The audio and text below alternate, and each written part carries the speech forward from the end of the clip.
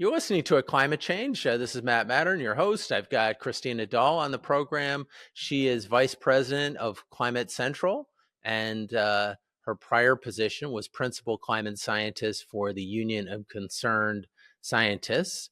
And she got her PhD from MIT Woods Hole Oceanographic Institute, a joint program there. And welcome to the program, Kristina. Thanks so much.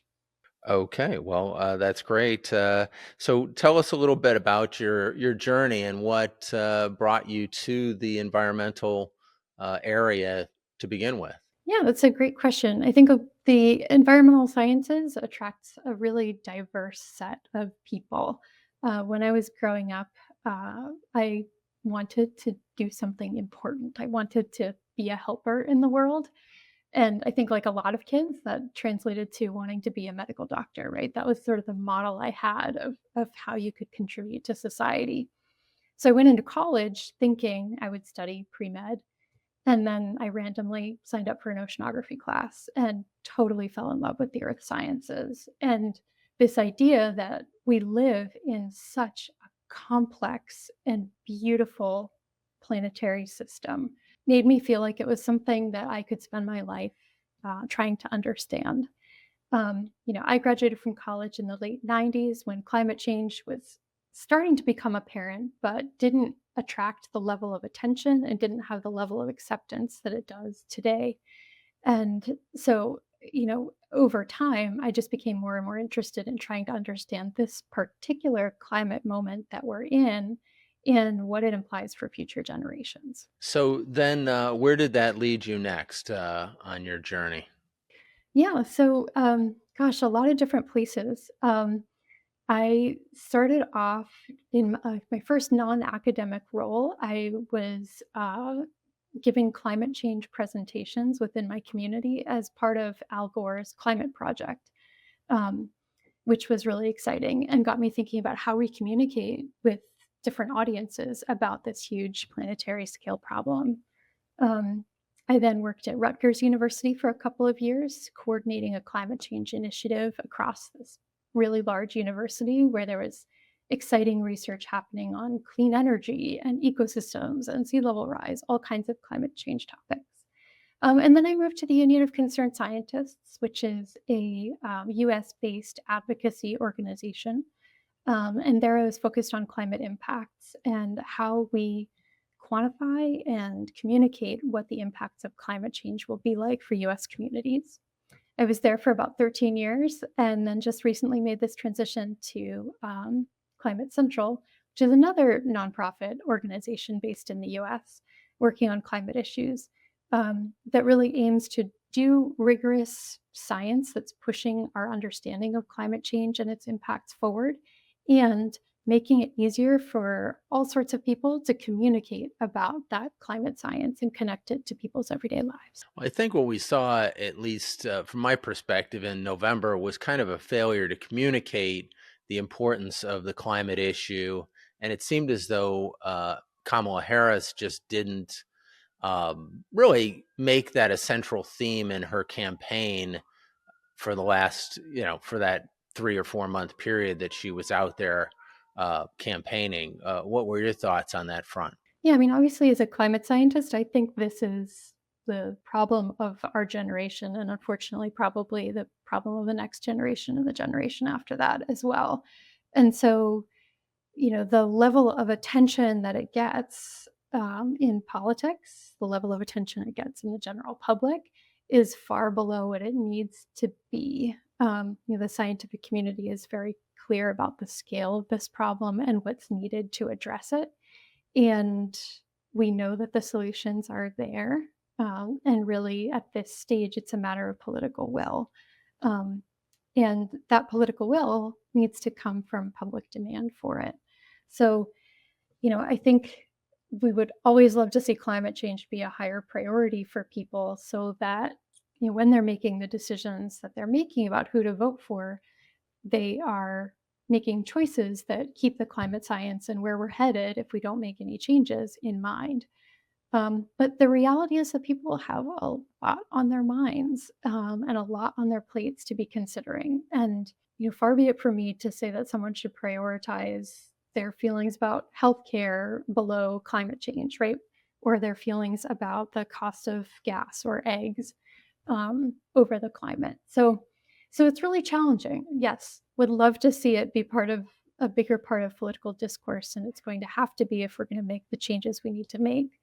But at the same time, I can appreciate the challenge of being a candidate in this moment. Yeah, I kind of look at it as a collective failure of to communicate. I don't blame it solely on her campaign, but I feel like she seemed to be reticent to bring it up, that the polling doesn't show that it's an important issue, and therefore she dodged it as an important issue, just kind of assuming that the polling was correct and that people wouldn't care. And I feel like that, 2020 hindsight, that seems like it was a mistake, because it is such an important issue and just needs to be communicated more clearly and forcefully. This is an important issue. We cannot duck this. And my opponent is in stark opposition to doing anything really important about the climate. Yeah, I mean, what I see in polling is that there's a very large divide between the political parties in the U.S. And people who identify with the political parties and the general public, such that this is a much bigger issue and a higher priority for people who identify with the Democratic Party than for the Republican Party. And so, if a candidate is trying to speak to his or her party, they're trying to meet the priorities of the party that they represent. And so I think it's really difficult, right? It's difficult to engage both sides of the political spectrum right now on an issue like climate change.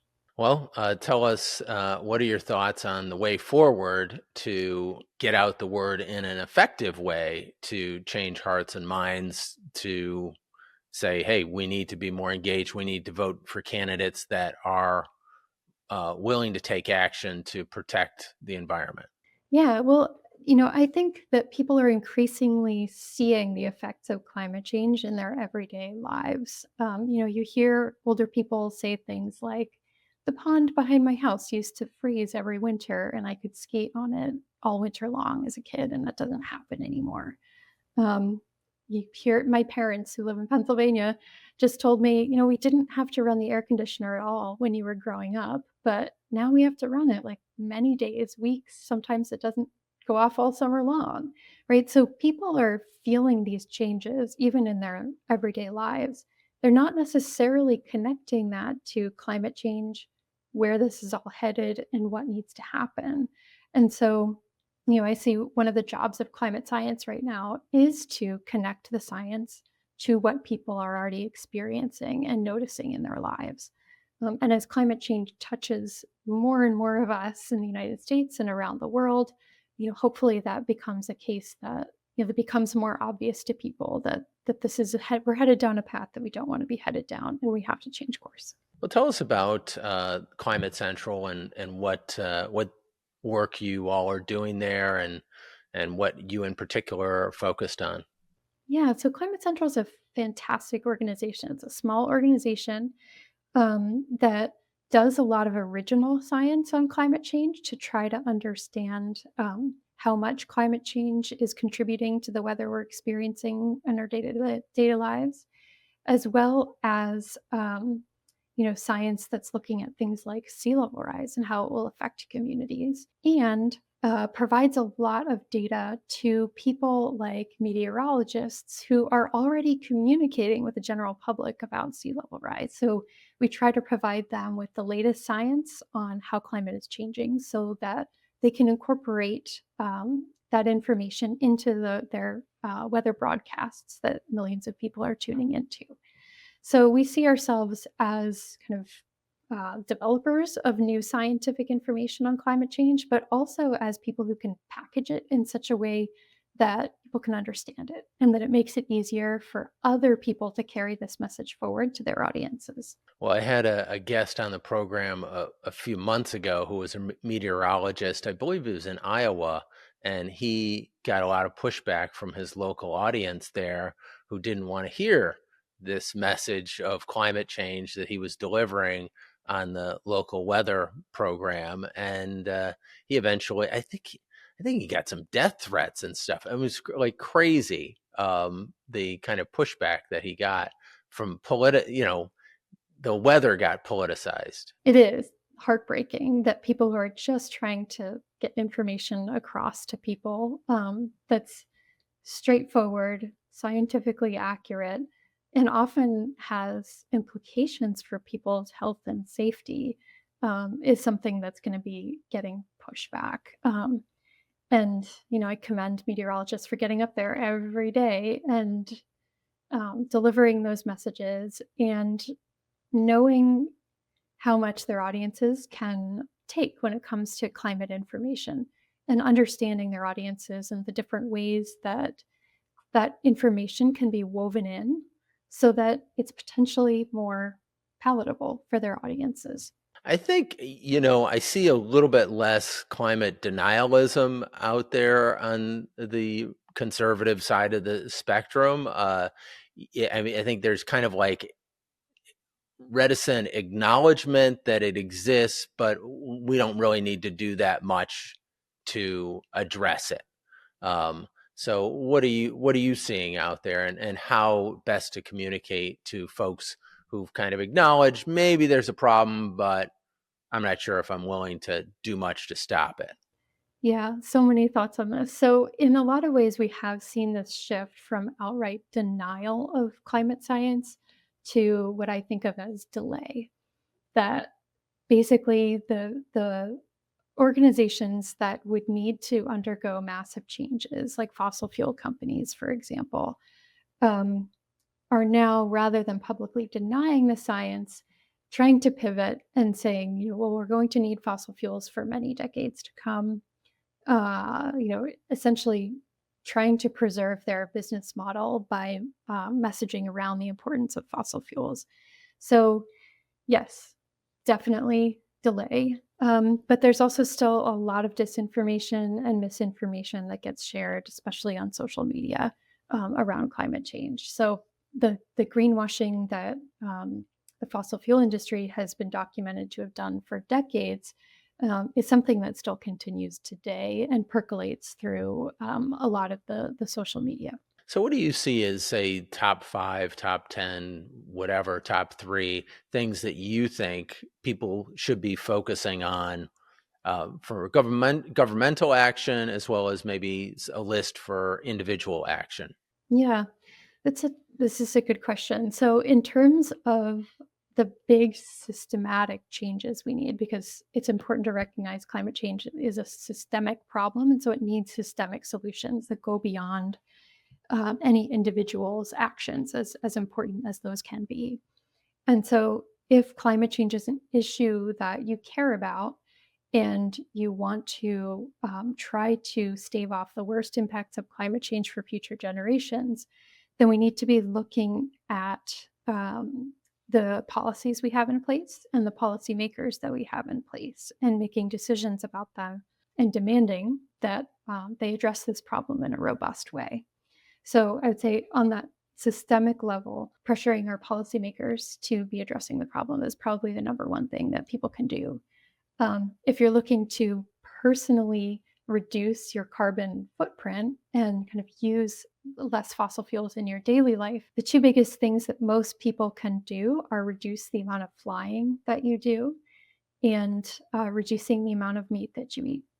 Both of those things are typically very high carbon intensity activities. And so there are two places that you can consider making some changes and having a relatively big impact. Well, I saw an article recently by this climate denialist light, I think Bjorn Lundberg, and he was trying to argue that renewable electricity from solar and wind was actually more expensive than advertised because of storage issues, and that you needed backup power, like through whether it was nuclear or natural gas. And I don't know if you had seen that piece, or have a comment regarding costs of power and whether truly solar and wind are cheaper than natural gas and other forms of electrical generation. Yeah, that's a great question. I haven't seen that particular analysis. I know Bjorn Lomborg's analyses often spark interest, and he's a very quantitative person, and so can often present numbers in one way or another. Um, but from everything I have seen, I don't know about the cost in terms of dollars, but this is the direction we need to be heading for the sake of our planet. So rather than focusing on the dollar value cost, I would focus on the cost to our planet's health. Yeah, I think that's the thing I was kind of screaming in my head. Well, you're not focusing or considering the cost of killing people through air pollution or climate change or all of those types of things, or the species that are being that are dying off. None of those factors are put into your equation of the costs of human health and to our natural world. So yeah, you're really not giving a fair accounting. I think the good news, kind of, that the amount of power generated from solar and wind is getting higher and higher in lots of countries, like and in the U.S. and California. There's many days when we're producing almost all the electricity we need from wind and solar, which is pretty amazing. Yeah, and statistics for 2024 in the United States, it was the first year we generated more electricity from renewables than from coal, right? So close to 20% of our energy last year as a nation came from renewables, which is incredible considering where we were just a decade ago. That's pretty mind blowing that we're still producing up to 20% or close to it, in the teens from coal. What are your thoughts on that front, and how is it possible that we're still doing that, and how can we phase that out more quickly? Yeah, it's actually come down so quickly over the last 50 years or so. Increasingly, power companies and utilities are needing to address their emissions. When you burn coal, produces a lot of carbon dioxide emissions. And so, naturally it's going to become more and more expensive and for companies to be trying to produce power that way. And it also, as you were alluding to just a minute ago, it has some real external costs aside from just the climate warming that it induces. And some of the most vociferous advocates for weaning ourselves off of fossil fuels are people living in environmental justice communities that have been living along the fence lines and in the vicinity of these fossil fuel operations like coal mines and coal plants, um, who have been suffering from the air pollution that results from them. And so, it's the case for phasing out coal is the strongest of any of the fossil fuels for sure. So, if we assume that the Trump administration number two is going to be probably as environmentally unfriendly as the first administration was, I was thinking there's another way that Americans can vote is with their money. And Cesar Chavez said that every dollar that you spend is essentially a vote that you're casting. So if you're buying things that are or not buying things that may be damaging the environment, you are voting essentially. So what, as you alluded to before, buying less meat, flying less, what are other things that people could or should be doing to change the behavior of corporations, to give them the message, because they listen to dollars, and if we stop spending money on things, they might actually listen. Yeah, it's a great question. I don't know that I have a good answer, because I think, yeah, corporations are listening not just to people, but also their shareholders and executives. So those conversations are challenging. Um, but thinking about, for example, how you're powering your vehicle, right, is a good example. So every time you fill up your car with gas at an Exxon station, it's pretty clear where your money is going and what the impact of that is. And so making choices, if you can afford it, to buy an electric vehicle and power it with renewable energy off of your rooftop if you can. Things like that have a very meaningful impact. And they also send a signal to your utility companies, right? Because they, if you're still connected to your utility grid when you have rooftop solar, your utility will know that you are powering your own home, and this is a signal to them that you care about where you're getting your energy and that you want it to be from renewable sources. The same can be true if you have a utility company that offers a community choice option about what sort of power you're being provided from your utility company.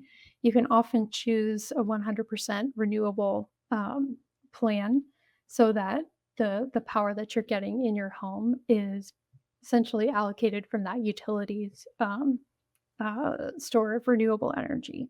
So, the more that we can demand these things of our utility companies and our politicians, the better off we'll be. So, looking at your personal Mount Rushmore of climate activists, who would you put up there?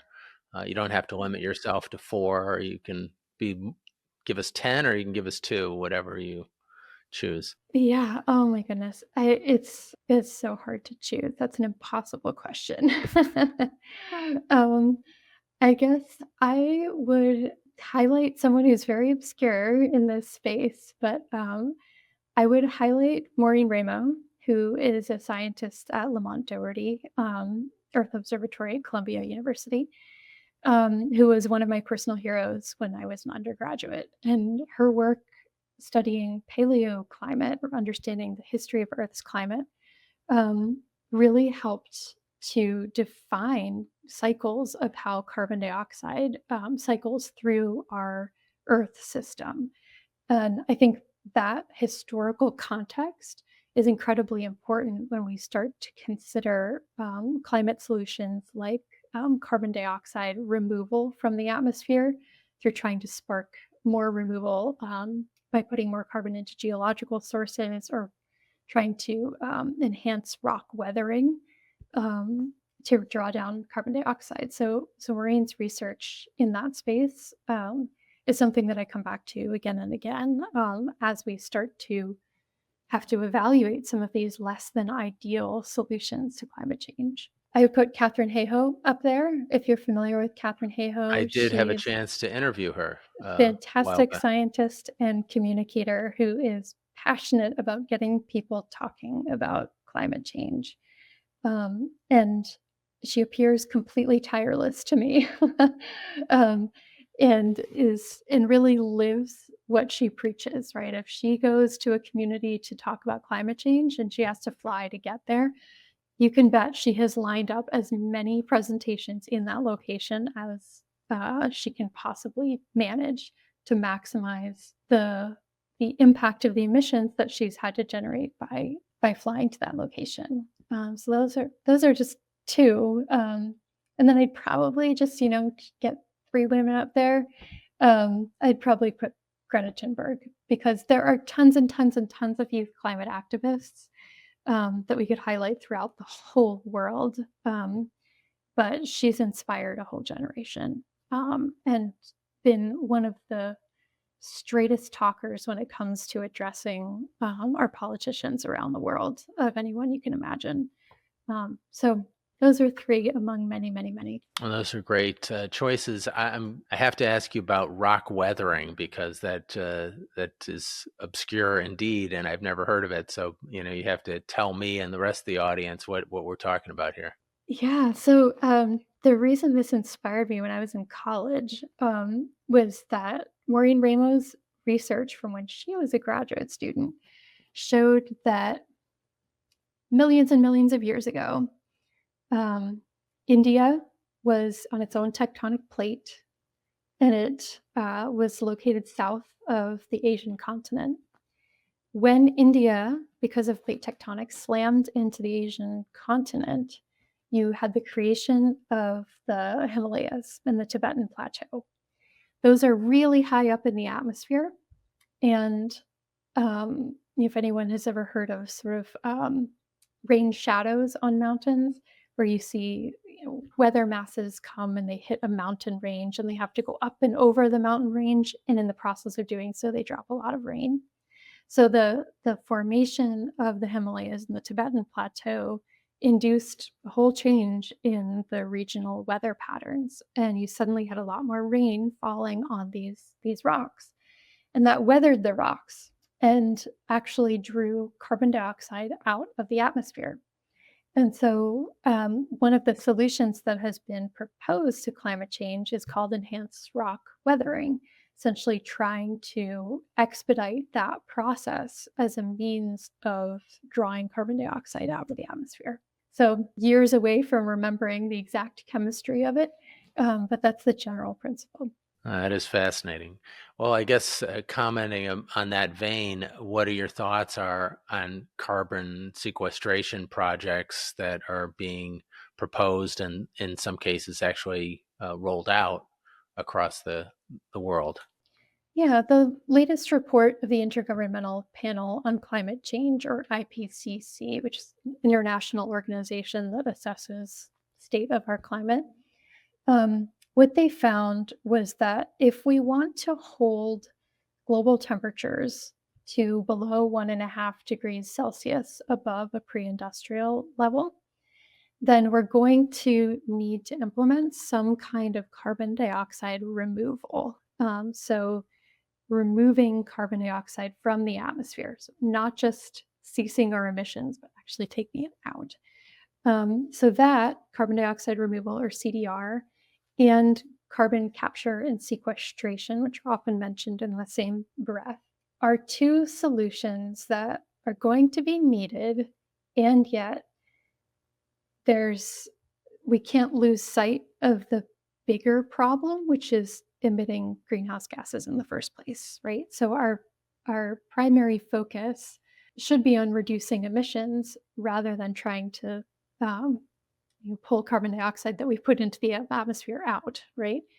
Um, the IPCC also found that these technologies are they're in their infancy, right? And they're very, very expensive. And so, even with a ramp up of carbon dioxide removal or carbon capture and sequestration, there that's a small piece of the pie that's needed, and we get a much bigger bang for our buck for more traditional emissions reductions through things like renewable energy implementation, electric vehicle implementation, et cetera. Well, that is essentially what I heard Al Gore say when I was at the COP28 in Dubai last year. And he was essentially poo pooing the idea of carbon sequestration and saying, hey, the cost curves haven't come down uh, in any meaningful way over the last, whatever, 20 years, as opposed to solar or wind, where those cost curves have really been amazingly moving down.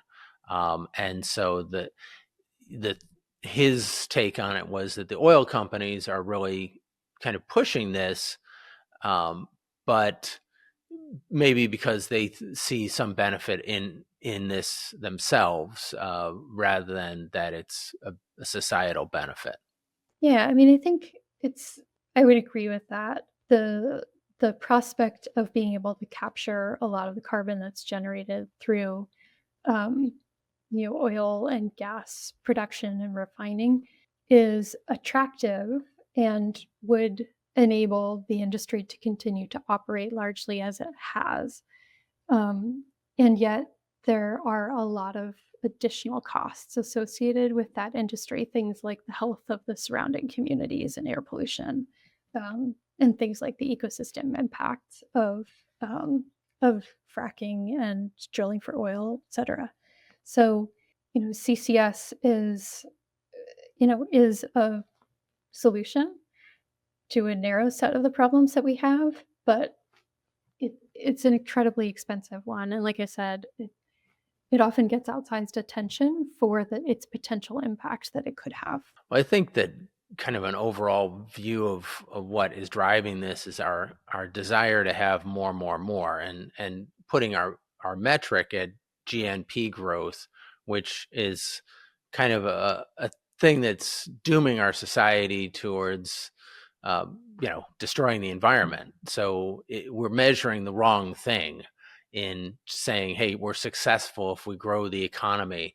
Well, maybe that's increasing the amount of plastics that we have, increasing the amount of emissions that we have.